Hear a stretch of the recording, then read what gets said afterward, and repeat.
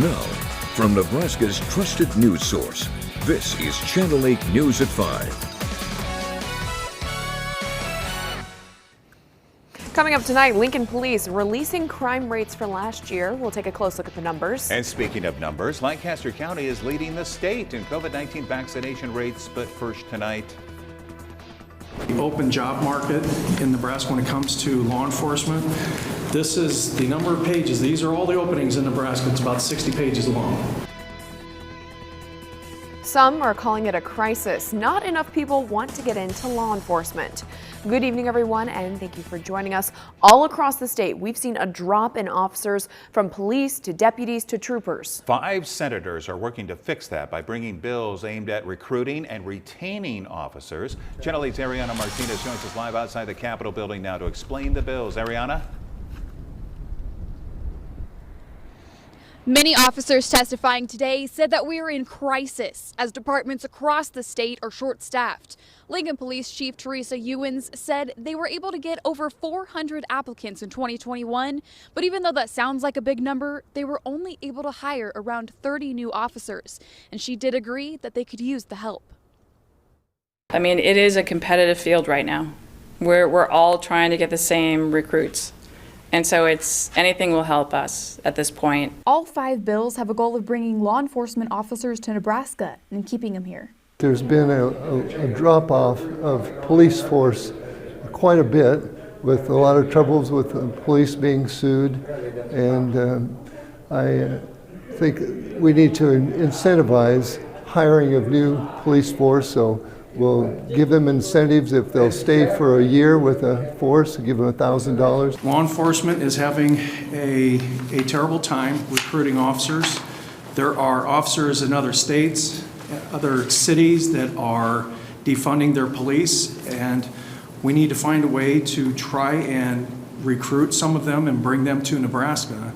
The incentive program would only go to agencies struggling to keep officers, and a suggestion was made to keep these only in the rural communities. And we would carve out $1 million to recruit law enforcement from other states to come to Nebraska.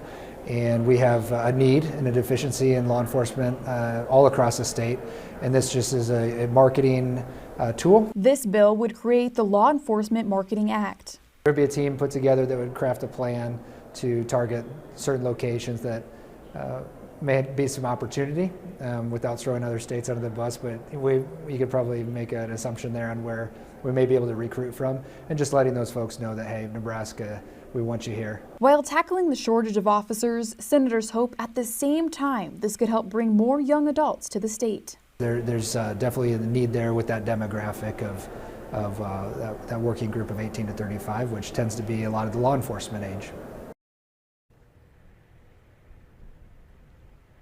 Senator McKinney did suggest that there should be members of the community on the recruiting committee, and Senator Lathrop, the one who did introduce the bill, did agree that they can make those changes.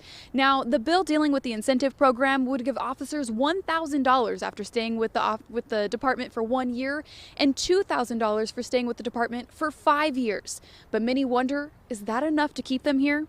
Reporting live in front of the state capitol, Ariana Martinez, Channel 8 News. All right, thank you so much, Ariana, and we'll, of course, keep our viewers updated as these bills are still in committee right now, and they'll need to be approved there before they can go to the floor for full debate. The Lincoln Police Department released the crime statistics for 2021. The good news, violent crime saw a major decrease from the past year. We had a reduction of between last year and this year is 15%, which is significant. You normally look at a 5 to 10% average each year. If you're doing everything that you need to do and decrease crime, that's what you try to go for, but 15% is a very good number. Sexual assault is also down 15%, and burglaries have decreased since 2020. The bad news, though, both auto theft and catalytic converter theft is up. Catalytic converter thefts increased 257% in just 1 year. Also, the number of missing persons reports, especially children, went up nearly 11% in a year. LPD says the vast majority of them are runaways. If you would like to see the entire report, we have it on our website, klkntv.com. And speaking of crime, one man is behind bars after a 2-hour standoff overnight in Lincoln. Yeah, this happening near 27th and N shortly after midnight. A victim said his neighbor fired a gun at his car, hitting it 4 times. Well, police say 27-year-old Guzman then went back to his residence but refused to come out. It did end peacefully, and police say a revolver and ammunition, they were located inside Guzman's home. Former Husker football player Alfonzo Denard was arrested for domestic assault. Lincoln police say it happened last night around 11 o'clock and that his girlfriend has minor injuries. Now, this isn't Denard's first run-in with the law. He served a 60-day sentence back in 2014 for assaulting a police officer. He played for the Huskers from 2008 to 2011. Lancaster County has been emphasizing COVID vaccinations since the beginning of the pandemic, and it looks like it's paid off. As Channel 8's Nathan Grieve tells us, Lancaster is leading the state. The Lincoln-Lancaster County Health Department already had close ties with all sorts of groups, which helped a ton at the start of things. When the pandemic started, we called everyone together and started working and developing our strategies for how we were going to outreach to the community. Part of the puzzle was testing, part was vaccinations, part was making sure different cultures were informed. There's all kinds of different needs that people have. And so just being able to understand all those needs, and that's part of what we do in public health. So I think that helped. That's all added up to some good numbers. Almost 66% of our entire community is fully vaccinated, and another 70% of the eligible population is vaccinated. So we have good numbers to share. Numbers so good that they're higher than anywhere else in the state. Here's Douglas County, for example. Pretty close, but not quite there, except if you look at younger people, right around age 18. The university population is frequently added to our numbers, but we do not have access in the immunization system to anyone who's not vaccinated in Lancaster County. So assume that number is actually a little bit more in line with everything else, and things start to look pretty darn good in Lancaster County. Reporting in Lincoln, Nathan Grieve, Channel 8 News. And on a related note, Nebraska lawmakers approved a bill that would let workers claim religious or health exemptions to employer vaccine mandates. Senator Ben Hansen proposed the measure that resembles a policy that's already in place at the federal level. Lawmakers advanced it unanimously, 33-0. A federal appeals court will not reinstate President Biden's vaccine mandate for federal employees. The decision potentially sets the stage for the case to go to the Supreme Court. The mandate has been halted nationwide since a preliminary injunction in January was issued. Today, UNL is crediting hard-working employees for its campus success against COVID-19. As the university reports just 51 new cases this week of COVID-19. The Daily Nebraskan reports that cases soared past 1,000 just 2 weeks ago. At the beginning of the semester, UNL's positivity rate was more than 20%. Now, it's around 6.5%. The university says they've been able to keep in-person classes with the help of the COVID-19 task force and hundreds helping mass-produce test kits. Well, for the first time in 2 years, a flu death is being reported in the Grand Island area. That is considered the central health district in the state. It was a woman in her 70s who had received her flu vaccine. Since the pandemic started, flu deaths have been very low across the state due to people wearing their masks and because of quite a bit of isolation.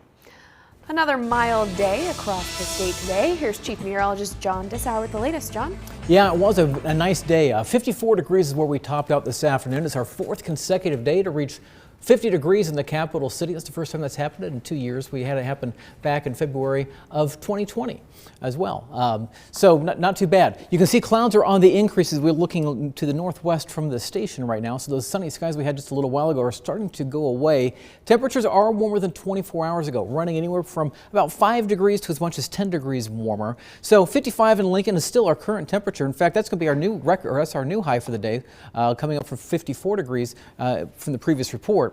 54 in Beatrice right now. It's now 60 degrees in Aurora, 60 degrees in Grand Island, and 61 in Kearney. So a very nice day. Winds, though, are gusting out of the southwest, 25 to 35 miles per hour. Now, we've got a couple fronts that are coming our way. Look off to the north, and you're also noticing some precipitation on the radar imagery. We've got some very dry air in place. We're likely, if we're lucky, we may get a few raindrops, and that's about it, I think, in the Lincoln area. Most of the rain remains along the Nebraska-Iowa state line. But these two fronts are coming down. The first one is just going to shift our winds around to the north, and the one that's up in Canada is going to bring some much colder air around here for tomorrow. For the rest of this evening, 51 degrees by 8, 50 still by 10 o'clock, so a very mild evening, but things start to go downhill after midnight. We'll talk more about what you can expect for tomorrow in my Storm Alert Team forecast. We'll check in with you soon, John. Thank you.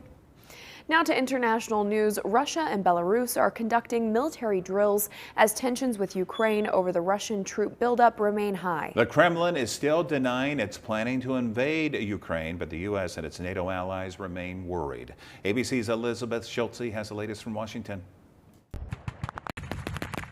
With Russia and Belarus beginning a new round of huge military exercises, fears are mounting over a Russian invasion of Ukraine.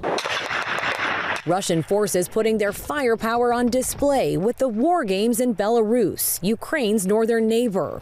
The joint exercises with Russia and Belarus are expected to last 10 days, including what Ukraine calls an unprecedented naval blockade of its coasts, with large-scale military drills in the Black Sea next week. This is very threatening in the sense that it is a big military force that is very close to the capital of Kiev. The Kremlin has built up more than 100,000 troops on the borders of Ukraine, but continues to insist it has no plans to invade. And I can't see any other reason for having 100,000 troops stationed on the Ukrainian border, apart from to threaten Ukraine. The UK Foreign Secretary suggesting Russia is preparing an attack after meeting with her Russian counterpart Sergei Lavrov. Lavrov then described their talks as a conversation between the deaf and the blind. As the push for diplomacy grinds on, U.S. Joint Chiefs of Staff Chairman Mark Milley held a first-of-its-kind phone call with the top general in Belarus today to discuss European security and to try to, quote, reduce chances of miscalculation.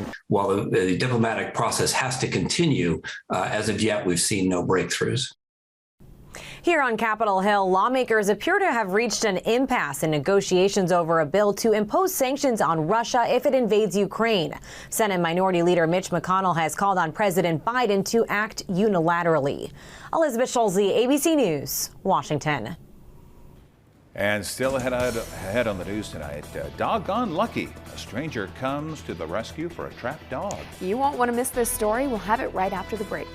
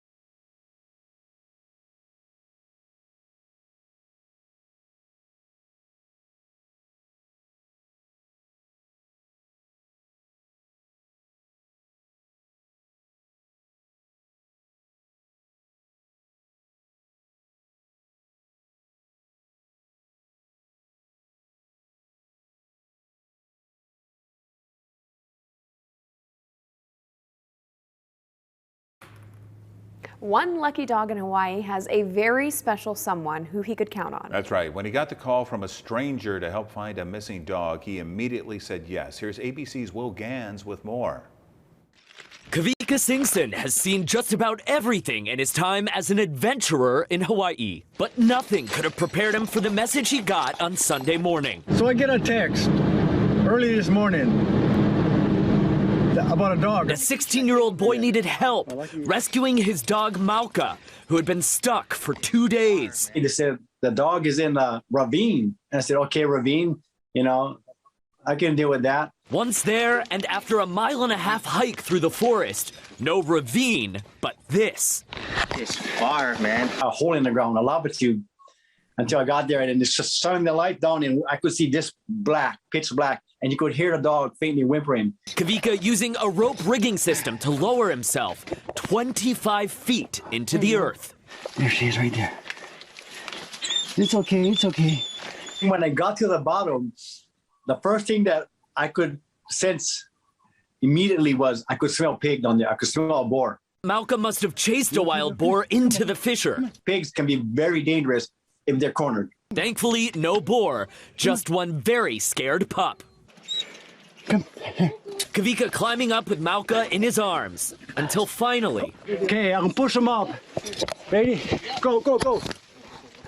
I don't ask for money. I don't ask for nothing. All I want to do is get the dog back to the owner. After hiking back out of the forest, Kavika beginning his long trek back home. It's always nice when it's a happy ending. Aloha.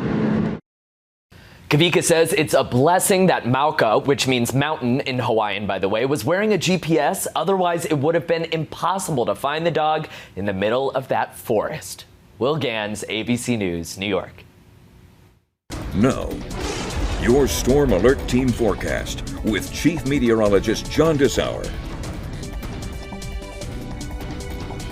Another warm day, another day reaching over 50 degrees in the month of February. We made it up to 55 degrees, which is our current temperature right now in Lincoln. And look at this beautiful view from Honda of Lincoln. Looking off to the southwest, we are starting to see some higher level clouds beginning to move in. In fact, if you look very closely, you can see how they're moving pretty quickly. We're going to see even more starting to blow in the next several hours, as we'll see our skies turning cloudier tonight as a cold front, and really a series of cold fronts, starts to come our way overnight, and we'll have some big changes for tomorrow. Right now, 55 degrees at the airport. It's 52 degrees in Firth, 54 at Branched Oak Lake. We've got 55 degrees for those of you in 53 in Milford and 55 in Friend. Back out to the west, we've got 60s out towards Grand Island. In fact, it's even 62 degrees right now in Kearney. Winds still gusting at times 30 miles per hour or just a little higher. That's the case right now at the airport in Lincoln. Now, I mentioned the fronts that are coming our way and the clouds that are coming in. Along with that, some moisture. However, a lot of this is not reaching the ground as it's moving into northeastern Nebraska. The air is very dry in the lower couple thousand feet. So what the radars are scanning higher up, and they're just evaporating before reaching the surface. But we've got one cold front that's going to pass through earlier this evening and later tonight, and a second cold front off to our north into southern Canada, and that's going to bring the real shot of cooler air as we go through the day tomorrow. So our temperatures tonight are going to stay mild. In fact, our high temperature for the day will likely occur shortly after midnight, somewhere right around 48, 49 degrees, I think, and then we'll start dropping. By 7 o'clock tomorrow morning, we'll be down to 42 degrees in Lincoln, 41 Seward, but notice some upper 30s as we go further north and northwest. Winds shifting around to the northwest, 7 to 14, gusting to 35 miles per hour overnight. Through the day tomorrow, our temperatures aren't going to move a whole lot. You'll notice Stormcast is trying to bring some precipitation through at times. We may get a sprinkle. I think we'll be lucky to get that because, again, the air is going to be dry throughout the day. But by noon, temperatures are going to be holding right around 40 degrees or so, and they will keep dropping as we head towards the afternoon as that second front passes through, and we'll get that push of cooler air. By 4 o'clock tomorrow afternoon, I think we're down to 36 degrees in Lincoln, 39 in Seward, and 33 in Columbus. Further south, it'll take a little bit longer for the colder air to you, so we'll see temperatures into the mid-40s, but notice winds gusting to 45 miles per hour. It's going to be a windy day tomorrow. Now, tomorrow evening it will be chilly as well. If you have plans to go out, we'll have skies clearing and temperatures dropping. By early Saturday morning, we'll see our temperatures down into the teens. I mentioned the winds gusting tomorrow. You'll notice them out of the northwest at 7 o'clock in the morning, and notice how quickly the winds start to pick up. By 10, 11 o'clock, we're seeing winds 40 to 45 miles per hour. That will continue on as we go throughout the afternoon and even into the evening tomorrow night. I think we're still talking winds gusting 25 to 35 miles per hour. And take a look at the wind chills tomorrow evening. We'll go down into the single digits and we'll drop down below zero by early Saturday morning as the winds will start to back off a little bit as we get some cooler air coming in. Saturday morning, I'm forecasting a low of 10 degrees in Lincoln. We could have wind chill values a few degrees below zero. 7-day forecast, only a high of 34 degrees on Saturday. Now, not everybody's going to be in the 30s. I think as you go out towards the Tri-Cities, temperatures will likely be in the low 40s. So we'll go colder east, warmer west. 43 degrees rebounding on Sunday, and again, same story. We'll probably be 50s as you get closer to the Tri-Cities, and a little bit cooler now in Lincoln. 50 degrees on Monday, 59 degrees by Tuesday, and then a weather system we may be watching by middle of next week, although right now I think it's going to pass mainly south of us. We may see a little rain, snow around here on Thursday, and then we start drying things out again, and more sunshine as we head towards next weekend. And guess what? We're back in the 50s once again. Mild temperatures for the majority of the forecast. That's right. Thank you, John. Well, we often hear about videos that go viral. Channel 8 had one do that this past week. It's video of Twiggy, the water skiing squirrel. You see, we sent Nolan Dorn, our social video producer, out to the Lancaster Event Center last Friday, and it was to preview the boat and RV show that ran over the weekend. Well, he also shot some video of Twiggy and put it on TikTok. Look at these numbers. So far, 2.7 million viewers. So way to go, Nolan. And of course, we can't do this without Twiggy, so we salute Twiggy as well for being the water skiing squirrel. I've never actually seen Twiggy in person. I feel like I need to go next year. He could become our mascot too. The Channel 8 mascot. Okay, let's head to Wall Street now. Not a great day. The Dow falling nearly 500 points. NASDAQ is down 306. Here are your numbers. You're watching Channel 8, Nebraska's trusted news source.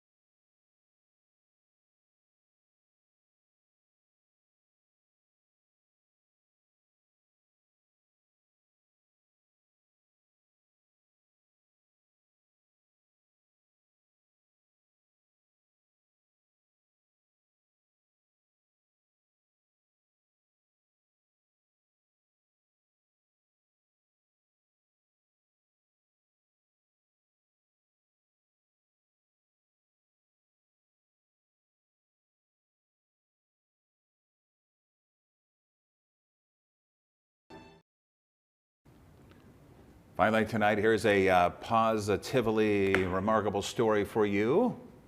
5 years ago, Denise Silly and her daughter lost their tabby cat named Ashes near Portland, Maine. They feared a catastrophe, but this week they got a call that Ashes had been found alive 1,500 miles away in Florida. Silly is perplexed. Oh boy. She doesn't know how Ashes got to Florida, but thankfully the vet checked her microchip, and now this little snowbird is back home with an unforgettable story. Wow. Yeah. It is a big cat. Just looking at the person holding it, that cat hasn't missed too many meals, I don't think, even on that long journey. Around here this evening, temperatures are very mild. In fact, take a look at temperatures as of 5 o'clock. We're still sitting in the 50s to low 60s. As we go through the rest of the evening, temperatures only dropping to 50 degrees by 10 o'clock. All right, thank you, John, and thank you for joining us. Have a wonderful evening. We'll see you back here at 6.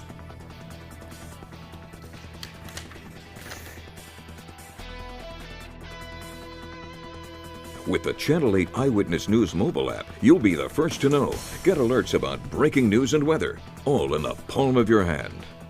It takes time to make Amigos enchiladas.